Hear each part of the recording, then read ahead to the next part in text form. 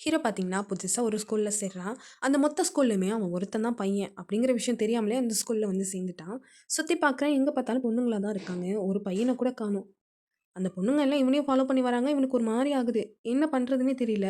ரொம்ப வருஷத்துக்கு அப்புறம் ஒரு பையன் அந்த ஸ்கூல்ல சேர்ந்திருக்கனால, அந்த பொண்ணுங்க என்னமோ ரொம்ப அதிசயத்த பார்த்த மாரி ஹீரோவ பார்த்துட்டு இருக்காங்க. ஒவ்வொரு பொண்ணும் ஹீரோ எப்புட்றா இம்ப்ரெஸ் பண்றது அப்படின்னு சொல்லி என்னென்னமோ ட்ரை பண்றாங்க. இவனுக்கு அவங்க கிட்ட இருந்து தப்பிச்சா போதும் அப்படின்னு சொல்லிட்டு அங்கருந்து ஓடி வந்துட்டான்.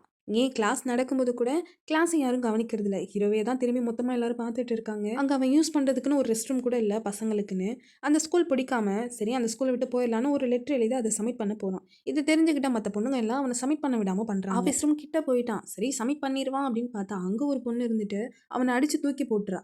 பார்த்தீங்கன்னா, ஹீரோ வந்து டெலிவரி பாயா இருப்பான். அப்படி அவன் வேலை பார்த்துட்டு இருக்கும்போது, ஒரு சின்ன பையன போட்டு ஒருத்தன் அடிச்சிட்டு இருக்கான். சரி அவனுக்கு ஹெல்ப் பண்ணலான்னு சரி போனா, அந்த 2 பசங்களும் சேர்ந்துட்டு ஹீரோவ போட்டு அடிக்க ஆரம்பிச்சுடுறாங்க. இவனும் நல்லா அடி வாங்கிட்டு இருக்கான்.